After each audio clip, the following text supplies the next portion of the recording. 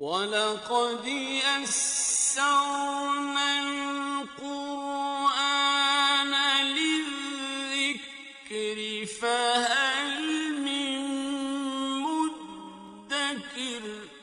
اور ہم نے قرآن کو سمجھنے کے لیے آسان کر دیا، تو کوئی ہے جو سوچے سمجھے۔ صوت القرآن، قرآن کی آواز۔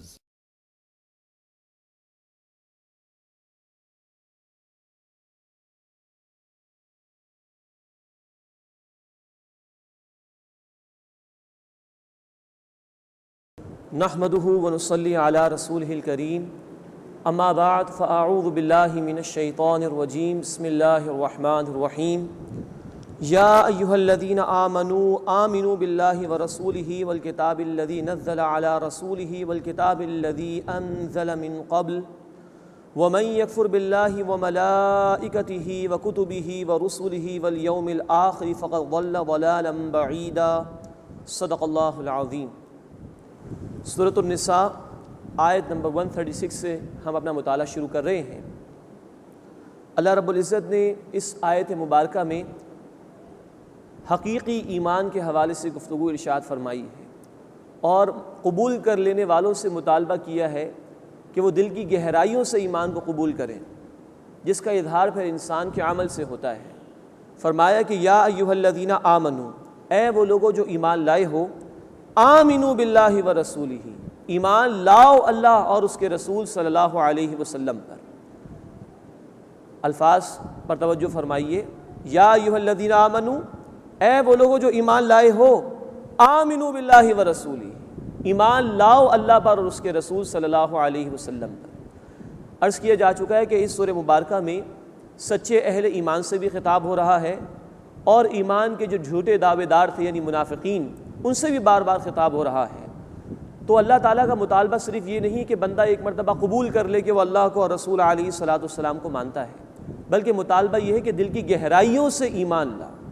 تو فرمایا کہ یا ایھا الذین آمنوا آمنوا باللہ ورسولہ، اے وہ لوگوں جو ایمان لائے ہو، ایمان لاؤ اللہ پر اور اس کے رسول صلی اللہ علیہ وسلم پر، والکتاب الذی نزل علی رسولہ، اور اس کتاب پر جو اس نے اپنے رسول صلی اللہ علیہ وسلم پر نازل فرمائی یعنی قرآن حکیم، والکتاب الذی انزل من قبل، اور ان کتابوں پر بھی جو ان سے پہلے نازل کی گئیں، ومن یکفر باللہ، اور جو انکار کرے اللہ کا، وملائکتہ وکتبہ ورسلہ والیوم الآخر، اور انکار کرے فرشتوں اور اللہ کی کتابوں اور اللہ کے رسولوں اور آخرت کے دن کا، فقد ضل ضلالا بعیدا، تو وہ بہت دور کی گمراہی میں بھٹک گیا۔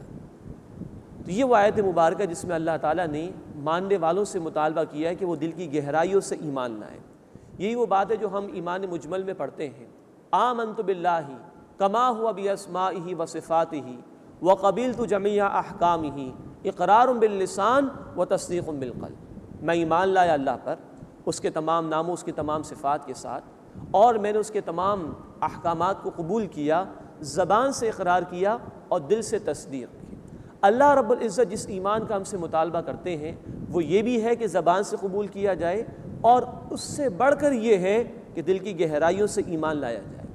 چنانچہ قرآن حکیم نے سورہ الحجرات آیت نمبر 7 میں صحابہ کرام رضی اللہ تعالی عنہم اجمعین کی شان بیان کی، وَزَيَّنَهُ فِي قُلُوبِكُمْ، اللہ نے ایمان کو تمہارے دلوں میں مزین فرما دیا۔ اور اسی سورۃ الحجرات آیت نمبر 14 میں اللہ تعالیٰ نے ان لوگوں کا ذکر کیا جنہوں نے ایمان کا دعویٰ کیا تھا۔ اللہ تعالیٰ نے فرمایا کہ نہیں، قُل لَّمْ تُؤْمِنُوا، اے نبی صلی اللہ علیہ وسلم فرما دیجئے تم ایمان ہرگز نہیں لائے ہو، وَلَٰكِنْ قُولُوا أَسْلَمْنَا، یہ کہو کہ تم نے اسلام قبول کیا ہے۔ یہ نئے نئے لوگ اسلام میں داخل ہوئے تھے۔ فرمایا وَلَمَّا يَدْخُلِ الْإِيمَانُ فِي قُلُوبِكُمْ، ابھی تو ایمان تمہارے دلوں میں داخل تک نہیں ہوا۔ اس ایمان کا دراصل مطالبہ ہے اللہ کے ہاں، اور اس ایمان کی بنیاد پر آخرت میں نجات ہے جو دل کی گہرائیوں سے قبول کیا جائے۔ اللہ ہمیں زبان سے بھی قبول کرنے کی توفیق عطا فرمائے اور دل کی گہرائیوں سے ماننے کی توفیق عطا فرمائے۔ قرآن حکیم بار بار ایمان اور عمل کا ذکر ساتھ ساتھ کرتا ہے، تو وہاں مراد وہی ایمان ہے جس کا تعلق دل کی گہرائیوں سے ماننے سے، جس کا ذکر آیا سورۃ الحجرات آیت نمبر 15 میں، انما المؤمنون الذین آمنوا باللہ ورسولہ ثم لم یرتابوا، مومن صرف وہ ہیں کہ جو ایمان لائے اللہ پر اور اللہ کے رسول صلی اللہ علیہ وسلم پر، پھر کسی شک میں مبتلا نہیں ہوئے، دل ٹھک گیا ایمان پر۔ یہ ایمان جب بندے کو مل جاتا ہے تو اس کے عمل میں لازماً تبدیلی پیدا ہوتی ہے۔ یہی وجہ ہے کہ اللہ کے رسول صلی اللہ علیہ وسلم کی حدیث ہے بخاری اور مسلم شریف میں کہ کوئی شخص حالت ایمان میں چوری نہیں کرتا، حالت ایمان میں شراب نہیں پیتا، حالت ایمان میں زنا نہیں کرتا۔ جہاں وہ دل سے احساس نکل گیا کہ اللہ موجود ہے، اللہ کے حضور جواب دہی ہے، تو انسان بے عملی کا شکار ہو جائے گا۔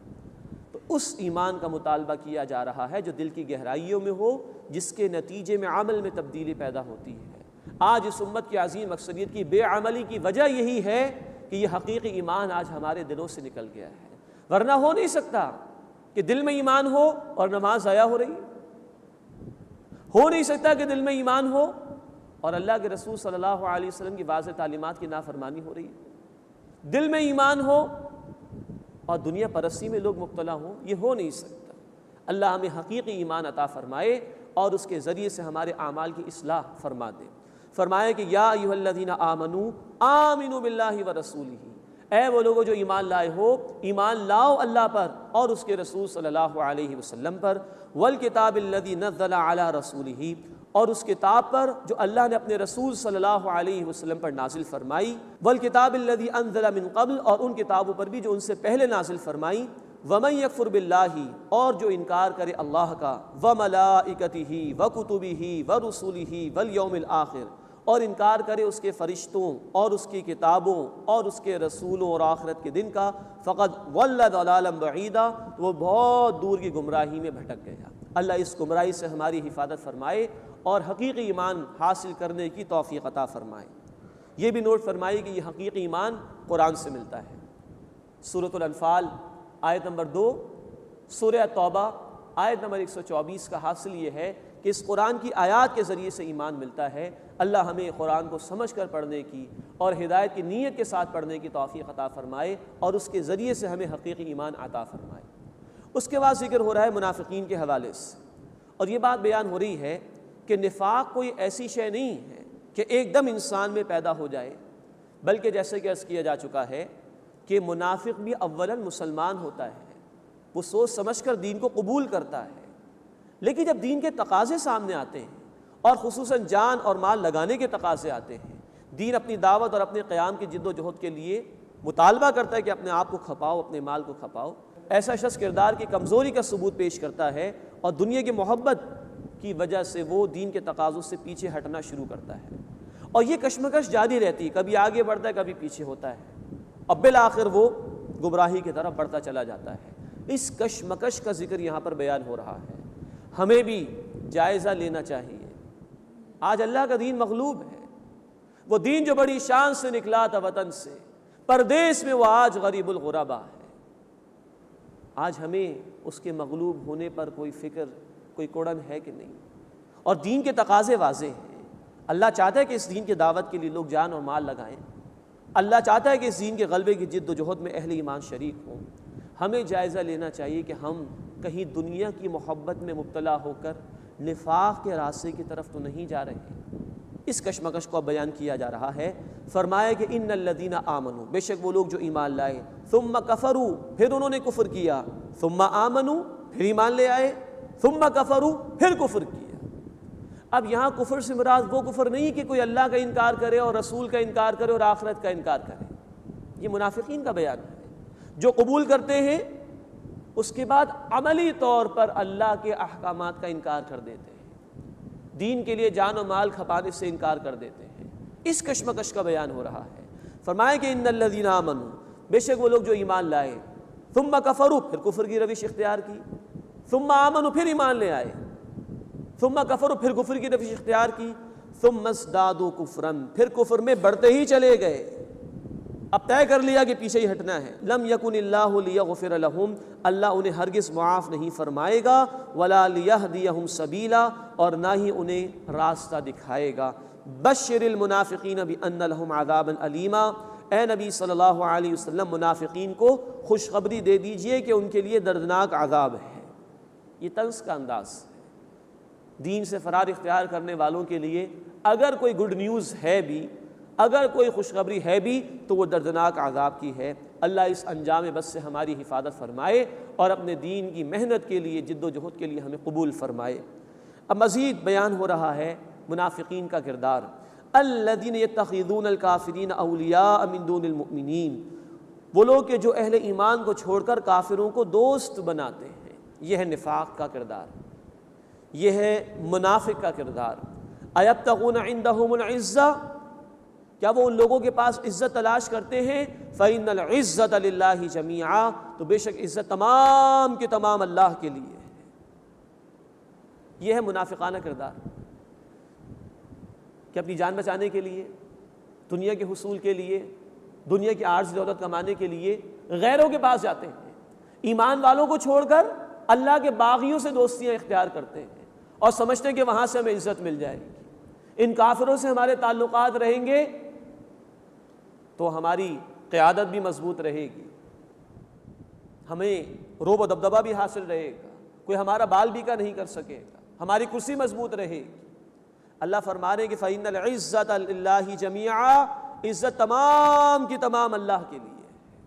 یہ بات ہم پڑھ آئے ہیں سورہ آل عمران آیت نمبر 26 میں، وَتُعِزُّ مَن تَشَاءُ وَتُذِلُّ مَن تَشَاءُ، اے اللہ تو جسے چاہے عزت عطا فرمائے اور جسے چاہے ذلیل اور رسوا فرماتے۔ مومن کا ایمان اس بات پر ہونا چاہیے کہ عزت تمام کی تمام اللہ کے ہاتھ میں، تو اللہ والوں سے دوستی اختیار کرنی چاہیے، ریلیشنز اللہ والوں سے قائم کرنے چاہیے، پریفرنس اللہ والوں کو دینی چاہیے۔ یہ منافقت ہے سراسر کہ اللہ والوں کو چھوڑ کر، ایمان والوں کو چھوڑ کر اللہ کے دشمنوں کفار سے دوستی اختیار کی جائے۔ وَقَدْ نَزَّلَ عَلَيْكُمْ فِي الْكِتَابِ، اور یقیناً کتاب میں اللہ نے یہ حکم نازل فرما دیا، ان اذا سمعتم آیات اللہ یکفر بها، کہ جب تم سنو کہ اللہ کی آیات کا انکار کیا جا رہا ہے، ویستہزأ بها، اور ان کا مذاق اڑایا جا رہا ہے، فلا تقعدوا معهم، تو ان کے ساتھ مت بیٹھو، حتی یخوضوا فی حدیث غیرہ، یہاں تک کہ وہ اس کے سوا کسی اور بات میں مشغول ہو جائیں۔ انکم اذا مثلہم، اگر تم وہاں سے نہیں ہٹے تو تم بھی انہی کے جیسے ہو جاؤ گے۔ ان اللہ جامع المنافقین والکافرین فی جہنم جمیعا، بے شک اللہ جمع فرمانے والا ہے منافقین کو اور کافروں کو جہنم میں ایک ہی جگہ، تمام کے تمام لوگوں کو۔ اس آیت میں پہلی بات نوٹ فرمائے کہ اللہ کتاب میں حکم نازل فرما چکا ہے۔ یہ اشارہ ہے سورۃ الانعام آیت نمبر 68 کی طرف، وہ مکی صورت ہے، وہاں الفاظ آئے تھے کہ وَإِذَا رَأَيْتَ الَّذِينَ يَخُوضُونَ فِي آيَاتِنَا فَأَعْرِضْ عَنْهُمْ، اے نبی صلی اللہ علیہ وسلم جب آپ ان لوگوں کو دیکھیں جو ہماری آیات میں جھگڑتے ہیں، ان کے ساتھ مذاق کرتے ہیں، تو ان کے ساتھ اعراض کا رویہ اختیار کیجیے۔ اور نبی صلی اللہ علیہ وسلم کے ذریعے سے اہل ایمان کو یہ حکم دیا گیا تھا کہ جہاں کہ اللہ کے دین کا مذاق اڑایا جائے، اللہ کی آیات کے ساتھ لوگ کھیل رہے ہوں، اللہ کے دین پر الزام تراشیاں کر رہے ہوں، ان کے ساتھ بیٹھنا اٹھنا بیٹھنا تعلق قائم رکھنا جائز نہیں ہے۔ اس کا اشارہ یہاں کیا جا رہا ہے کہ یقیناً اللہ تعالیٰ کتاب میں حکم نازل فرما چکا ہے کہ جب دیکھو کہ اللہ کی آیات کا انکار کیا جا رہا ہے، اللہ کی آیات کا مذاق اڑایا جا رہا ہے، تو ان لوگوں کے ساتھ مت بیٹھو۔ اگر تم ان کے ساتھ بیٹھے رہے تو انہی کے جیسے ہو جاؤ گے۔ ہمیں تو حکم یہ ہے کہ ہم برائی کو مٹانے کی کوشش کریں۔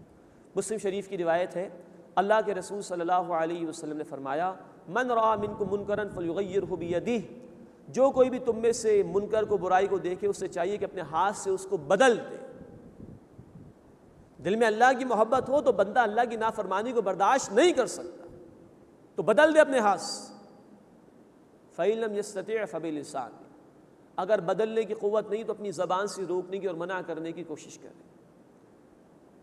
فَإِن لَمْ يَسْتَطِعْ فَبِقَلْبِهِ، اور اگر اس کی بھی استطاعت نہیں تو دل میں برا جانے۔ وَذَلِكَ ضَعْفُ الْإِيمَانِ، لیکن یہ درجہ ایمان کا کمزور ترین درجہ ہے۔ دل میں کم از کم تمنا ہو کہ میں بدلوں گا اس کو، اور اگر یہ بھی نہیں ہے تو پھر ایمان کی نفی کر دی گئی۔ اور ایک اور روایت ہے مسلم شریف کی، اس کے بعد ایمان رائی کے دانے کے برابر بھی دل میں باقی نہیں ہوتا۔ تو پہلا درجہ یہ کہ اگر کہیں اللہ کی آیات کا مذاق اڑایا جا رہا ہے تو اس کو روکنے کی کوشش کی جائے، اس برائی کو بدلنے کی کوشش کی جائے۔ آج بھی طرح طرح کی محافل ہیں، کہیں موسیقی کی محافل ہیں، کہیں اللہ تعالیٰ کی نافرمانی پر مبنی اور دین کے صریح احکامات کی خلاف ورزی پر مبنی محافل ہوا کرتی ہیں، محفلیں سجائی جاتی ہیں۔ مومن کا رویہ یہ ہے کہ اس کو بدلنے کی کوشش کرے، اگر اس کی طاقت نہیں تو زبان سے روکنے کی کوشش کرے، ورنہ کم از کم دل میں ارادہ ہو کہ میں اس کو بدلوں گا، اور وہاں شامل ہونا، وہاں بیٹھنا اس کے لیے جائز نہیں ہے۔ فرمایا اگر تم بیٹھے رہے تو ان کی طرح ہی ہو جاؤ گے۔ A man is known by the company he keeps۔ انسان اپنی صحبت سے پہچانا جاتا ہے، اگر تم بیٹھے رہے تو تمہارے دل بھی ویسے ہی ہو جائیں گے۔ اور آخر میں فرمایا ان اللہ جامع المنافقین والکافرین فی جہنم جمیعا، بے شک اللہ تعالیٰ منافقوں کو اور کافروں کو سب کے سب، ان سب کو جہنم میں جمع فرمانے والا ہے۔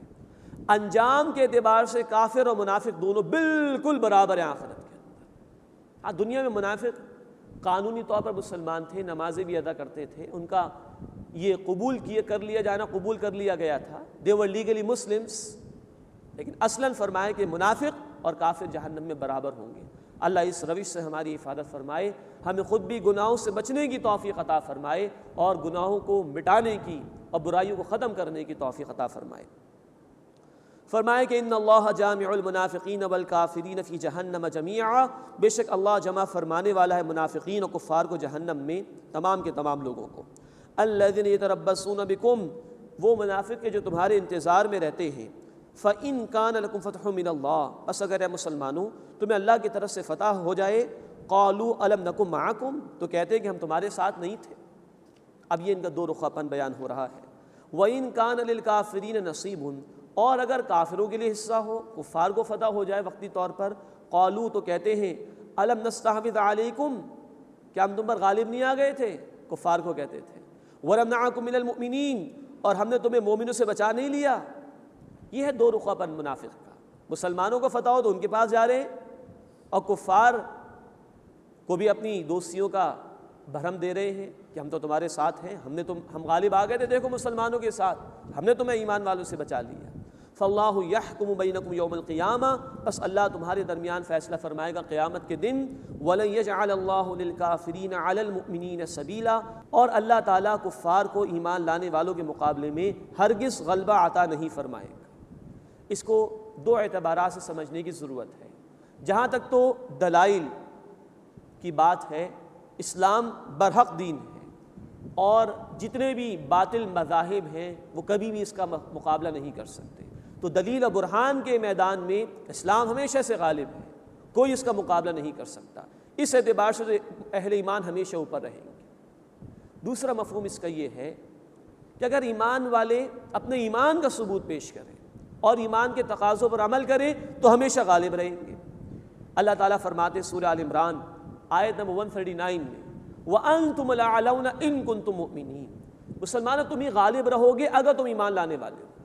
تو جب بھی ایمان والوں نے اپنے ایمان کا ثبوت پیش کیا، اللہ رب العزت کی تعلیمات پر عمل کیا، اللہ نے انہیں غلبہ عطا فرمایا۔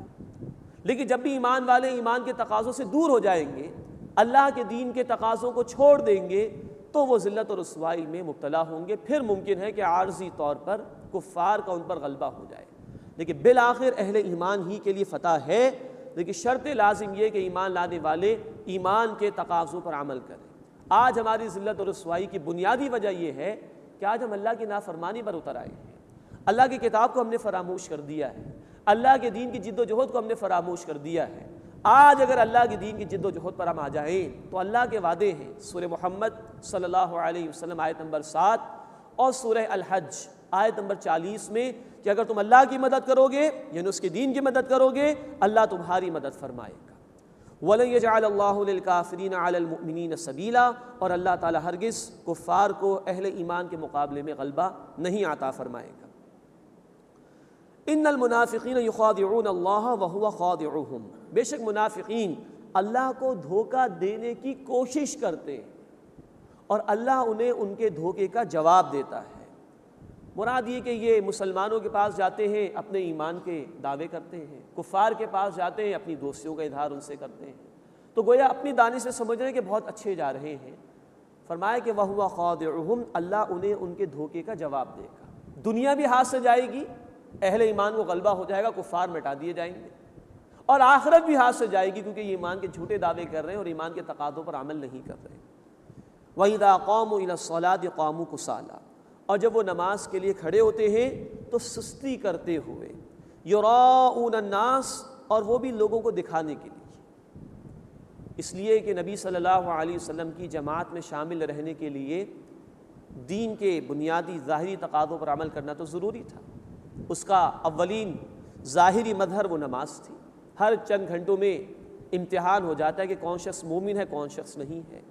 تو اس زمانے کے منافقین بھی نوٹ فرمائیے کہ نماز ادا کرتے تھے تاکہ اپنے آپ کو مسلمانوں کی جماعت میں شامل رکھ سکیں، اور اللہ کے رسول صلی اللہ علیہ وسلم کی حدیث ہے بخاری شریف میں، آپ نے فرمایا کہ منافقین پر سب سے زیادہ فجر اور عشاء کی نمازیں بھاری۔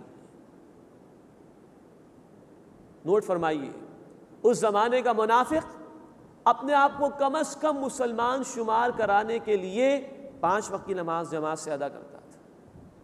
آج لوگ اللہ کو ماننے کا دعویٰ کرتے ہیں، اللہ کے رسول صلی اللہ علیہ وسلم کو ماننے کا دعویٰ کرتے ہیں، لیکن اللہ کا مطالبہ ہے کہ میرے لیے نماز قائم کرو۔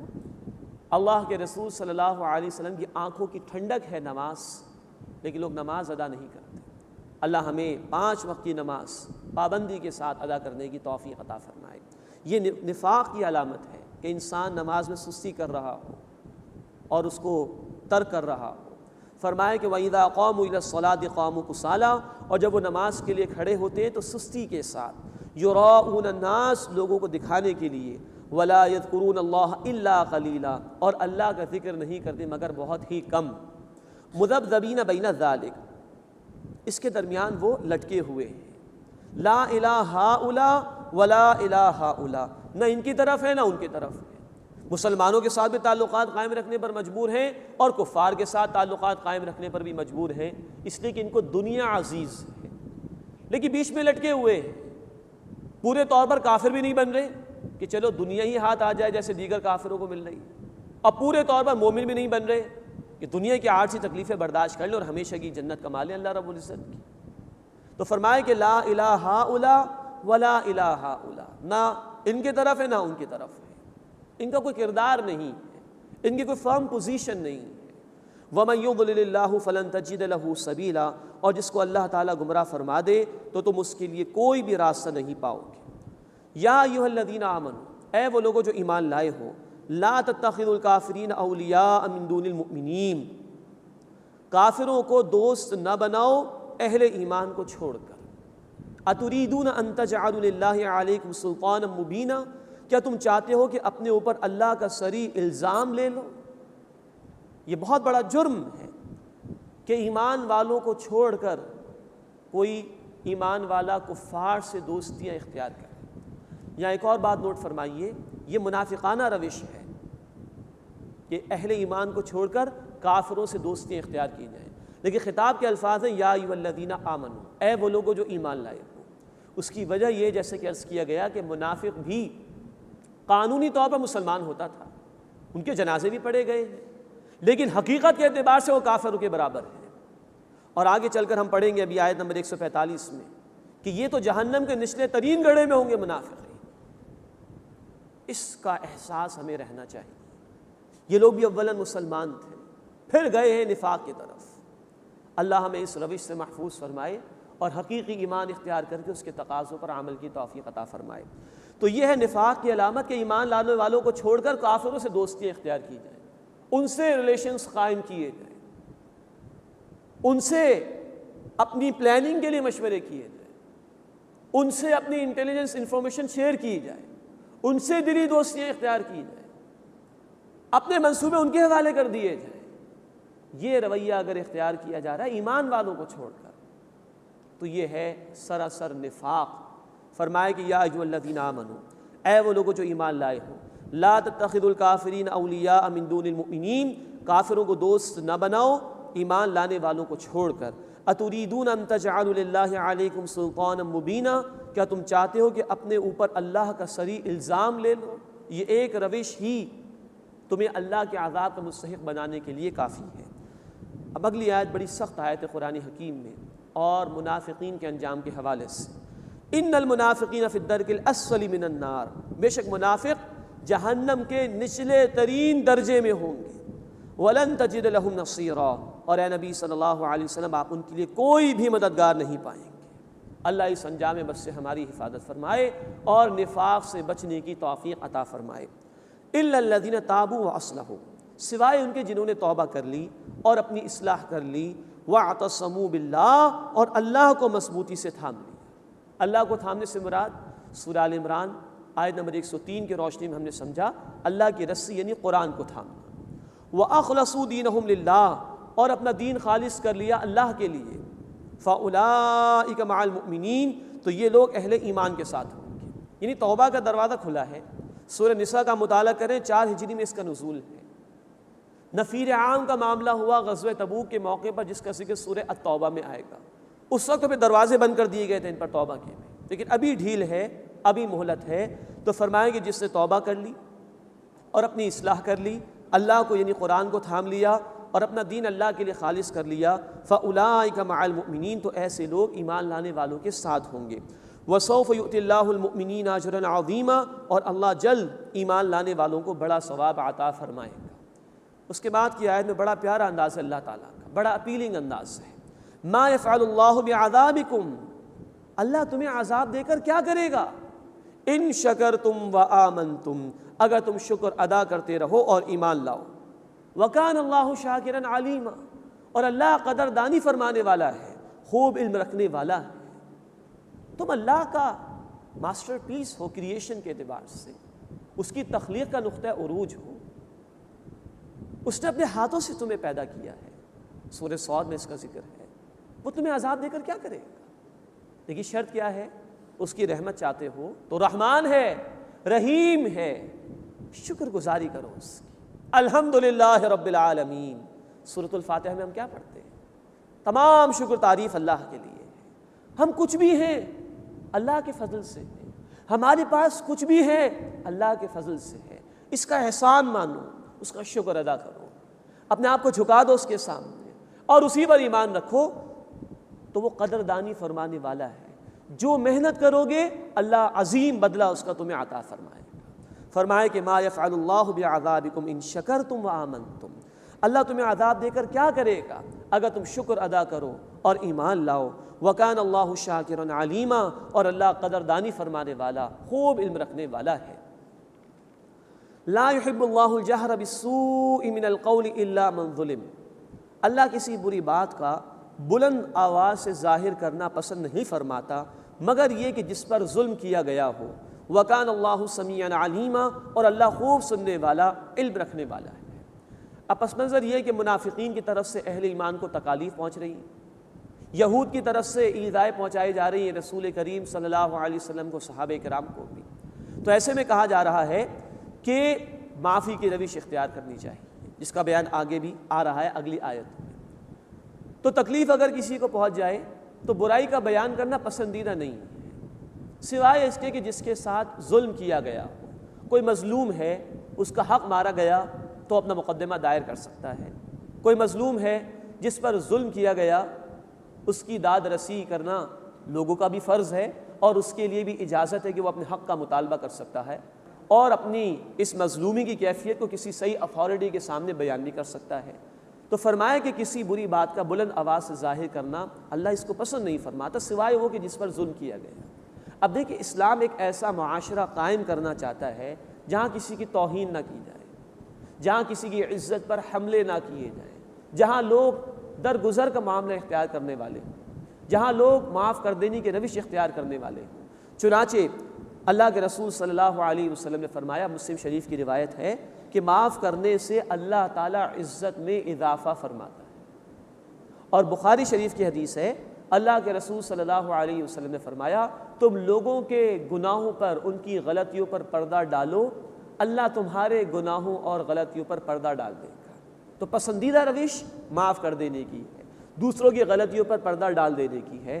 ہاں کسی پر ظلم ہوا تو اسلام نے اجازت دی ہے کہ وہ اپنا حق مانگ سکتا ہے، اور حق کے مانگنے کے دوران کسی نے ظلم کیا تو ظلم کو بیان کر سکتا ہے۔ وَكَانَ اللَّهُ سَمِيعًا عَلِيمًا، اور اللہ خوب سننے والا، علم رکھنے والا ہے۔ ان تبدو خیرا او تخفوہ، اگر تم کوئی بھلائی اعلانیہ کرو یا اسے چھپاؤ، او تعفو عن سوء، یا برائی کو معاف کر دو جس کا ذکر آ چکا ہے، فإن اللہ کان عفوا قدیرا، تو بے شک اللہ تعالیٰ معاف فرما دینے والا، قدرت رکھنے والا ہے۔ یہاں بڑا اپیلنگ انداز، کوئی بھی بھلائی کر رہے ہو چاہے پوشیدہ طور پر یا اعلانیہ، اللہ کے علم میں ہے، اور خاص طور پر کہا کہ اگر تم معاف کر دو برائی کو تو اللہ بھی معاف فرمانے والا، قدرت والا ہے۔ انسان کو سوچنا چاہیے جب کوئی اس کے ساتھ غلطی کرتا ہے، اس کی پسند کے خلاف کوئی معاملہ اختیار کرتا ہے، سوچنا چاہیے کہ میں دن میں کتنی مرتبہ اللہ کی نافرمانی کرتا ہوں اور اللہ کو مجھ پر کتنی قدرت حاصل ہے۔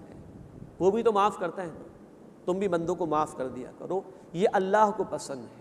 تم بندوں کو معاف کرو گے اللہ تمہیں معاف فرما دے گا۔ اس کے بعد کی آیت میں چند گمراہ فرقوں کا اور باطل نظریات رکھنے والوں کا رد کیا جا رہا ہے۔ فرمائے کہ ان الذین یکفرون باللہ ورسلہ، بے شک جو لوگ انکار کرتے ہیں اللہ کا اور اس کے رسولوں کا، ویریدون ان یفرقوا بین اللہ ورسلہ، اور چاہتے ہیں کہ اللہ اور اس کے رسولوں کے درمیان تفریق کر دیں، ویقولون نؤمن ببعض ونکفر ببعض، اور کہتے ہیں کہ ہم بعض کو مانتے ہیں اور بعض کو نہیں مانتے، ویریدون ان یتخذوا بین ذلک سبیلا، اور چاہتے ہیں کہ اس کے درمیان سے کوئی راستہ نکال لیں۔ اولئک ھم الکافرون حقا، یہی لوگ پکے کافر ہیں۔ وَأَعْتَدْنَا لِلْكَافِرِينَ عَذَابًا مُهِينًا، اور ہم نے کفر کرنے والوں کے لیے ذلت والا عذاب تیار کر رکھا ہے۔ 4 قسم کے لوگوں کا ذکر ہے۔ نمبر 1، یکفرون باللہ ورسولہ، جو انکار کرتے ہیں اللہ کا اور اللہ کے رسولوں کا۔ یہ مشرکین مکہ جیسا طرز عمل، ابو جہل، ابو لہب، سرے سے رسول اللہ صلی اللہ علیہ وسلم کا انکار۔ نمبر 2، وَيُرِيدُونَ أَن يُفَرِّقُوا بَيْنَ اللَّهِ وَرُسُولِهِ، اور چاہتے ہیں کہ اللہ اور اس کے رسولوں کے درمیان تفریق کر دیں۔ یہ وہ لوگ ہیں جو کہتے ہیں اللہ رب العزت کی تو اطاعت کریں گے، رسول کی اطاعت کی ضرورت نہیں۔ جیسے آج ہمارے دور میں کچھ وہ لوگ ہیں جو سنت کا انکار کرتے ہیں، کہتے ہیں اللہ کی اطاعت کو کافی ہے، قرآن ہمارے لیے کافی ہے، رسول کی اطاعت اسی دور کے لوگوں کے لیے تھی، سنت کی ہمیں ضرورت نہیں ہے، معاذ اللہ۔ یریدون ان یفرقوا بین اللہ ورسولہ، اور چاہتے ہیں کہ اللہ اور اس کے رسولوں کے درمیان تفریق کر دیں، اللہ کی مانیں گے رسول کی نہیں مانیں گے، معاذ اللہ۔ نمبر 3، وَيَقُولُونَ نُؤْمِنُ بِبَعْضٍ وَنَكْفُرُ بِبَعْضٍ، اور کہتے ہیں کہ ہم بعض کو مانتے ہیں اور بعض کو نہیں مانتے۔ یہ خصوصاً یہود و نصارہ کا معاملہ۔ یہودی موسیٰ علیہ السلام کو ماننے کا دعویٰ کرتے تھے، نبی صلی اللہ علیہ وسلم کا انکار کرتے تھے۔ نصارہ عیسیٰ علیہ السلام کو ماننے کا دعویٰ کرتے تھے، نبی صلی اللہ علیہ وسلم کا انکار کرتے تھے۔ یہ ان کی طرف اشارہ۔ نمبر 4، وَيُرِيدُونَ أَن يَتَّخِذُوا بَيْنَ ذَلِكَ سَبِيلًا، اور چاہتے ہیں کہ ان کے درمیان سے کوئی راستہ نکال۔ یہ اشارہ ہے اس بات کی طرف کہ تمام مذاہب کو ملا کر ایک نیا دین قائم کرنے کی جو گفتگو کی جاتی ہے، وحدت ادیان کا فلسفہ۔ اکبر نے بھی دین الہی کے نام سے اس کی کوشش کی۔ بھائی عیسائی اللہ کو مانتے، آخرت کو مانتے، محمد صلی اللہ علیہ وسلم کو نہیں مانتے، کوئی مسئلہ نہیں۔ اس نے کہا یہ یہودی اللہ کو مانتے، موسیٰ علیہ السلام کو مانتے، آخرت کو مانتے، محمد صلی اللہ علیہ وسلم کو نہیں مانتے، کوئی مسئلہ نہیں۔ ہندو بھی بھگوان کو سب سے ٹاپ پر کسی خدا کو مانتے، کوئی نہ کوئی تصور اگلے جنم کا یا آخرت کا ان کے یہاں بھی موجود ہے۔ تو ان سب کو ملا کر کوئی نیا دین بنا دو، یہ ہے وحدت ادیان کا فتنہ اور فلسفہ، معاذ اللہ۔ وَيُرِيدُونَ أَن يَتَّخِذُوا بَيْنَ ذَلِكَ سَبِيلًا، اور چاہتے ہیں کہ اس کے درمیان سے کوئی راستہ نکال لیں۔ ان چاروں کے متعلق کہا جا رہا ہے اولئک ھم الکافرون حقا، یہی لوگ پکے کافر ہیں۔ وَأَعْتَدْنَا لِلْكَافِرِينَ عَذَابًا مُهِينًا، اور ہم نے کفر کرنے والوں کے لیے ذلت والا عذاب تیار کر رکھا ہے۔ اللہ ہمیں ان تمام فتنوں سے، باطل نظریات سے محفوظ فرمائے، اپنے اوپر اپنے تمام رسولوں پر ایمان لانے کی توفیق عطا فرمائے، اور اپنے حبیب صلی اللہ علیہ وسلم کی تعلیمات پر عمل کرنے کی توفیق عطا فرمائے۔ والذین آمنوا باللہ ورسلہ، اور جو لوگ ایمان لائے اللہ پر اور اس کے رسولوں پر، ولم یفرقوا بین احد منہم، اور ان میں سے کسی ایک کے درمیان بھی وہ فرق نہیں کرتے، اولئک سوف یؤتیہم اجورہم، یہی وہ لوگ ہیں کہ عنقریب انہیں اللہ ان کے اجر عطا فرمائے گا۔ وکان اللہ غفورا رحیما، اور اللہ تعالیٰ بہت بخشنے والا، مسلسل رحم فرمانے والا ہے۔ یہ تیسرا حصہ تھا سورۃ النساء کا، آیت 58 سے لے کے آیت نمبر 152 تک، جس میں سچے اہل ایمان سے بھی خطاب ہو رہا تھا اور منافقین کے حوالے سے بھی گفتگو چل رہی تھی۔ اب پھر ایک مرتبہ اہل کتاب کے حوالے سے گفتگو ہو رہی ہے. یسألک اہل الکتاب ان تنزل علیہم کتابا من السماء. اہل کتاب اے نبی صلی اللہ علیہ وسلم آپ سے سوال کرتے ہیں کہ آپ ان پر آسمان سے کتاب اتار کر لے آئیں. فقد سألوا موسیٰ اکبر من ذلک. تو یقیناً وہ اس سے پہلے سوال کر چکے ہیں موسیٰ علیہ السلام سے اس سے بھی بڑا. فقالوا ارنا اللہ جہرتاً. جبکہ انہوں نے کہا تھا کہ ہم اللہ کو کھلم کھلا اعلانیہ طور پر دیکھنا چاہتے ہیں. انہوں نے تو اتنی جرت کی تھی. اب یہی اہل کتاب میں سے یہود ہیں. کعب بن اشرف ان کا ایک سردار تھا اور دیگر سردار یہود کے. انہوں نے فرمائش کی نبی کریم صلی اللہ علیہ وسلم سے, ہم آپ کی بات مان لیں گے محمد صلی اللہ علیہ وسلم, آپ ہمارے سامنے جو ہے وہ اللہ کے آسمان سے کتاب نازل کر کے لے آئیں, ہم سامنے اگر ہوگا تو مان لیں گے. اللہ تعالیٰ فرمانے کہ انہوں نے اس سے بڑی بات کا مطالبہ موسیٰ علیہ السلام سے بھی کیا تھا جب کہا تھا کہ ہم اللہ کو اعلانیہ طور پر دیکھنا چاہتے ہیں. فأخذتهم الصاعقہ. تو انہیں بجلی نے آ پکڑا تھا. سورہ البقرہ آیت 55 میں اس کی تفصیل آ چکی ہے. فأخذتهم الصاعقة بظلمهم. تو انہیں بجلی نے آ پکڑا ان کے ظلم کی وجہ سے. ثم اتخذوا العجل من بعد ما جاءتهم البينات. پھر انہوں نے بچھڑے کو معبود بنا لیا اس کے بعد کہ ان کے پاس نشانیاں آ گئیں. سورۃ البقرہ آیت 93 میں تفصیل آ چکی ہے. فعفونا عن ذلك. تو ہم نے ان سے درگزر کیا. وآتینا موسیٰ سلطانا مبینا. اور ہم نے موسیٰ علیہ السلام کو واضح غلبہ عطا فرمایا. مراد ہے کہ فرعون سے نجات عطا فرمائی اور بنی اسرائیل کو اور موسیٰ علیہ السلام کو کھلا غلبہ عطا فرما دیا آل فرعون کے مقابلے میں. ورفعنا فوقهم الطور. اور ہم نے بلند کیا ان پر کوہ طور کو بمیثاقہم. ان سے عہد لینے کی غرض سے.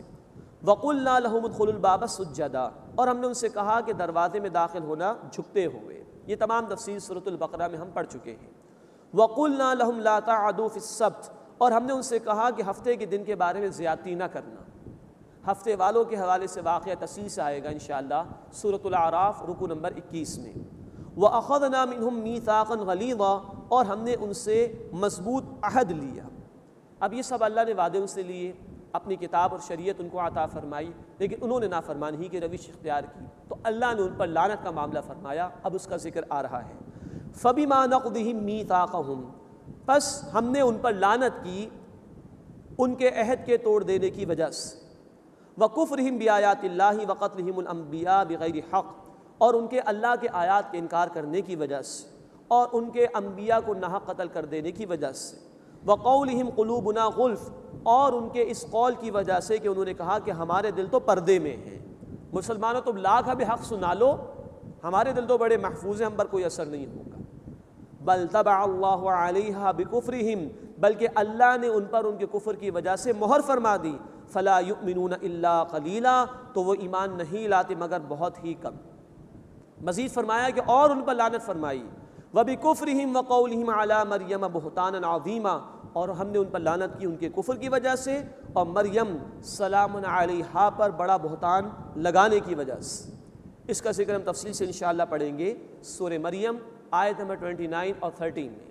جب حضرت مریم سلام علیہا کے ہاں معجزانہ طور پر عیسیٰ علیہ السلام کی پیدائش ہوئی تو الزام لگا دیا یہود نے معاذ اللہ کہ یہ ناجائز طریقے پر ولادت ہوئی ہے معاذ اللہ.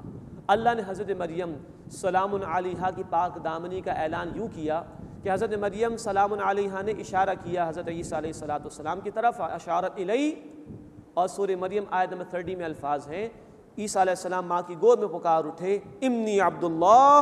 میں اللہ کا بندہ ہوں. آتانی الکتاب. اللہ نے مجھے کتاب عطا فرمائی ہے. لیکن اللہ نے تو پاک دامنی کا پورا ثبوت پیش کیا. یہ لوگ الزام تراشی کرتے رہے تو اللہ نے اس وجہ سے بھی ان پر لعنت فرمائی. وَبِكُفْرِهِمْ وَقَوْلِهِمْ عَلَى مَرْيَمَ بُهْتَانًا عَظِيمًا. اور ہم نے لعنت کی ان پر ان کے کفر کی وجہ سے اور مریم سلام علیہا پر بڑا بہتان باندھنے کی وجہ سے. وَقَوْلِهِمْ إِنَّا قَتَلْنَا الْمَسِيحَ عِيسَى ابْنَ مریم. اور ان کے اس کہنے کی وجہ سے بھی ہم نے لعنت کی کہ انہوں نے کہا کہ ہم نے قتل کیا عیسیٰ ابن مریم کو علیہ السلام وسلام علیہا. یہ ان ظالموں نے کہا معاذ اللہ ثم معاذ اللہ کہ ہم نے عیسیٰ کو قتل کیا ہے. اپنے بس پڑھتے انہوں نے پوری کوشش کی تھی. سورہ آل عمران آیت 54-55 میں تفصیل آ چکی ہے. وَمَكَرُوا وَمَكَرَ اللَّهُ. انہوں نے چال چلنے کی کوشش کی, اللہ نے تدبیر فرمائی انہوں نے اپنے بس پڑتے سولی دینے کی کوشش کی، لیکن اللہ رب العزت نے حضرت عیسیٰ علیہ السلام کو آسمان پر بلند فرما دیا زندہ حالت میں۔ فرمایا کہ وَقَوْلِهِمْ إِنَّا قَتَلْنَا الْمَسِيحَ عِيسَى ابْنَ مریم، اور ان کے اس قول کی وجہ سے ہم نے لعنت کی کہ انہوں نے کہا کہ ہم نے عیسیٰ ابن مریم کو قتل کیا، رسول اللہ، اللہ کے رسول کو۔ یہ ہے اللہ رب العزت کی طرف سے تبصرہ، اللہ کے رسول کو قتل کرنے کا دعویٰ کر رہے ہیں، معاذ اللہ۔ اللہ کا وعدہ تو یہ ہے سورۃ المجادلہ آیت نمبر 21 میں، کتب اللہ لأغلبن انا ورسولی، اللہ نے فیصلہ فرما دیا کہ میں اور میرے رسول غالب رہیں گے۔ کوئی رسول کبھی قتل یا شہید نہیں ہوئے، انبیاء شہید ہوئے ہیں، رسول ہمیشہ غالب رہے۔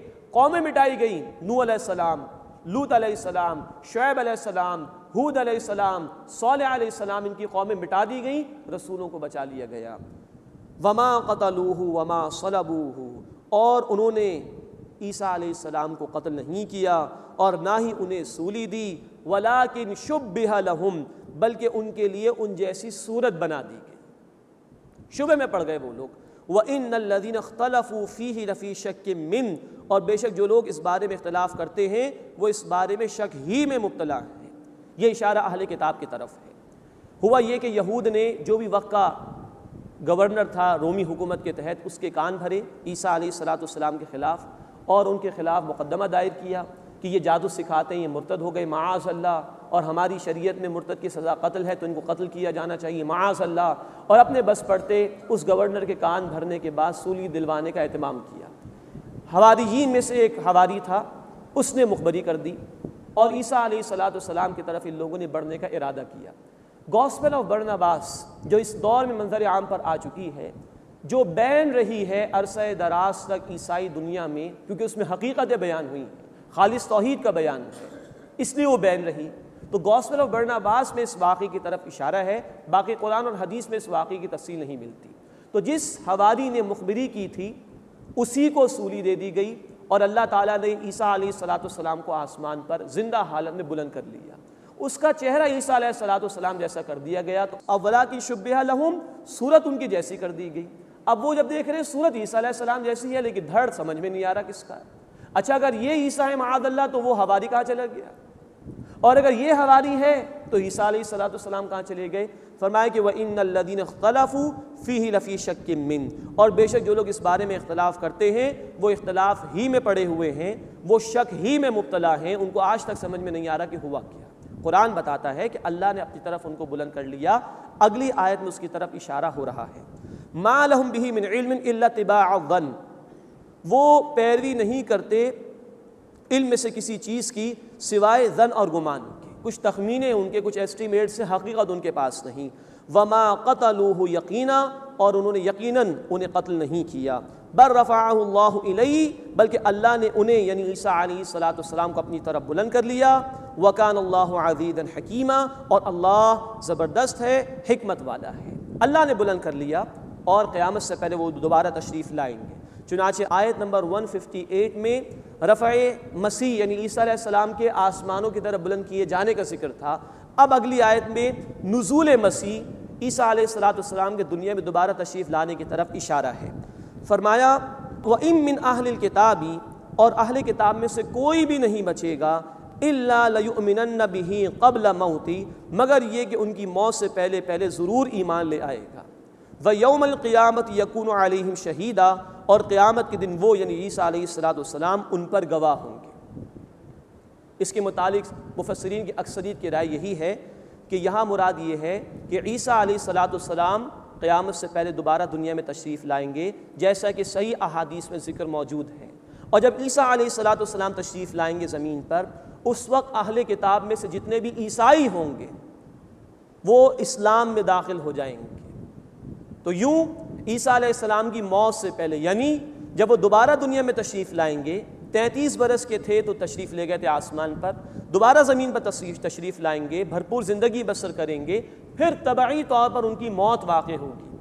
اس موت کا یہاں پر ذکر ہے، اس موت سے پہلے جتنے بھی اہل کتاب میں سے عیسائی ہوں گے وہ اسلام کے گوشے میں داخل ہو جائیں گے اور وہ عیسیٰ علیہ السلام کو مانیں گے اور اسلام کو قبول کر لیں گے، رسالت محمدی صلی اللہ علیہ وسلم کو تسلیم کر لیں گے، گویا اسلام میں شامل ہو جائیں گے، مسلمانوں کے برابر ہو جائیں گے۔ رہے اہل کتاب میں سے یہود، تو انہوں نے اس وقت بھی عیسیٰ علیہ السلام کی مخالفت کی تھی، جب وہ دوبارہ تشریف لائیں گے تب بھی مخالفت کریں گے، اور پھر مسلمانوں کی جنگ ہوگی یہود کے خلاف، اور بالآخر اسلام غالب ہو جائے گا۔ وَإِن مِّنْ أَهْلِ الْكِتَابِ، اور اہل کتاب میں سے کوئی نہیں رہے گا، إِلَّا لَيُؤْمِنَنَّ بِهِ قَبْلَ مَوْتِهِ، مگر یہ کہ ان کی یعنی عیسیٰ علیہ السلام کی موت سے پہلے وہ ان پر ایمان لے آئے گا، دوبارہ تشریف آوری ہوگی، موت آئے گی، اہل کتاب میں سے عیسائی ایمان لے آئیں گے۔ وَيَوْمَ الْقِيَامَةِ يَكُونُ عَلَيْهِمْ شَهِيدًا، اور قیامت کے دن وہ ان پر گواہ ہوں گے، اپنی امت یعنی کہ اہل کتاب میں سے جن لوگوں نے ان کا انکار کیا ہوگا یا جنہوں نے ان کو مانا ہوگا، ان کے متعلق گواہی پیش کریں گے اللہ کے حضور میں، اے اللہ ان سب تک میں نے پیغام پہنچا دیا تھا۔ جنہوں نے انکار کیا ہوگا ان کو اپنی جواب دہی خود اللہ کے حضور میں قیامت کے دن کرنی ہوگی۔ یہ ایسے ہی ہے کہ جیسے ہم نے سورہ النساء آیت 41 میں پڑھا تھا کہ ہر رسول میں سے گواہ کو کھڑا کیا جائے گا، یعنی اس کے رسول کو اس امت کے خلاف گواہی دینی ہوگی۔ اللہ تعالی ہمیں اپنی آیات کا فہم عطا فرمائے اور ان کے تقاضوں پر عمل کرنے کی توفیق عطا فرمائے۔ وآخر دعوانا ان الحمد للہ رب العالمین۔